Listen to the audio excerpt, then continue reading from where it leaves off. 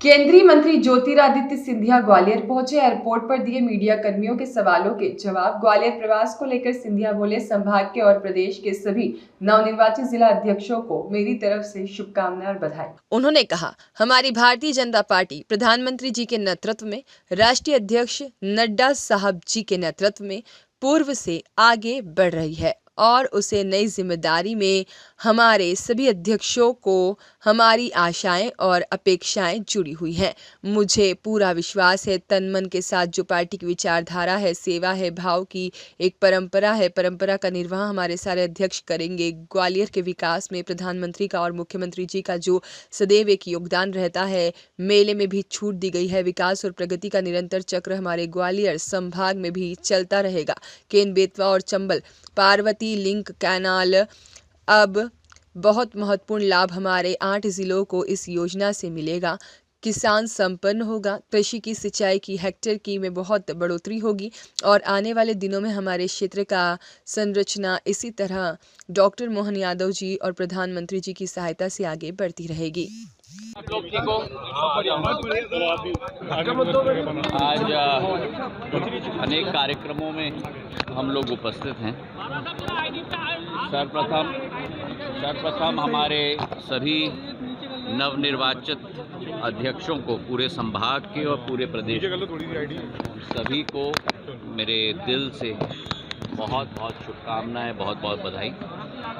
हमारी भारतीय जनता पार्टी प्रधानमंत्री जी के नेतृत्व में, राष्ट्रीय अध्यक्ष नड्डा साहब के नेतृत्व में, गृह मंत्री अमित शाह जी के नेतृत्व में पूर्ण रूप से आगे बढ़ रही है और उस नए जिम्मेदारी में हमारे सभी अध्यक्षों से हमारी आशाएं, अपेक्षाएं जुड़ी हुई हैं और मुझे पूरा विश्वास है कि तन मन के साथ जो पार्टी की विचारधारा है, सेवा भाव की एक परंपरा है, उस परंपरा का निर्वाह हमारे सारे अध्यक्ष करेंगे।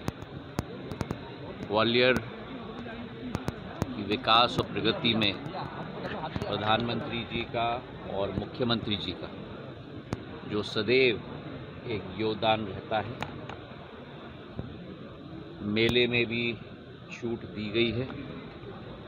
विकास और प्रगति का निरंतर चक्र हमारे ग्वालियर संभाग में भी चलता रहेगा। केन बेतवा और चंबल पार्वती लिंक कैनाल का बहुत महत्वपूर्ण लाभ हमारे 8 के 8 जिलों को इस योजना से मिलेगी। किसान संपन्न होगा, कृषि की सिंचाई की हेक्टेयर में बहुत बढ़ोतरी होगी और आने वाले दिनों में हमारे क्षेत्र का अधोसंरचना भी इसी तरह मोहन यादव जी और प्रधानमंत्री जी के सहायता से आगे बढ़ता है। संग्रहालय का आपने कल अवलोकन किया, बच्चों से बात की, बाबा साहब अम्बेडकर का वो पत्र पढ़ा जिसमें आप भावुक हुए। हमारे राष्ट्रीय डाक संग्रहालय केवल एक संग्रहालय नहीं है, लेकिन लोगों की भावनाओं का एक पूंजी है।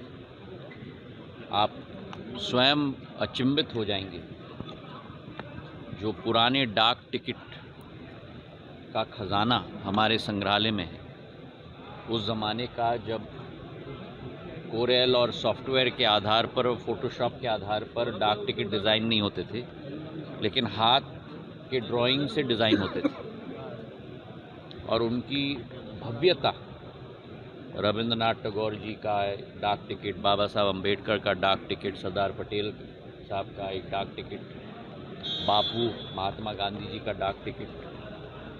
और इस बात की भी मुझे बेहद खुशी हुई कि आज के ज़माने के नौजवान भी उसी अभियान में, उस संग्रहालय में जुड़कर 4 घंटे का अभियान हम लोगों का चला वहाँ, संविधान के ऊपर, स्वतंत्रता संग्राम के ऊपर और वर्तमान की महत्वपूर्णताओं के ऊपर।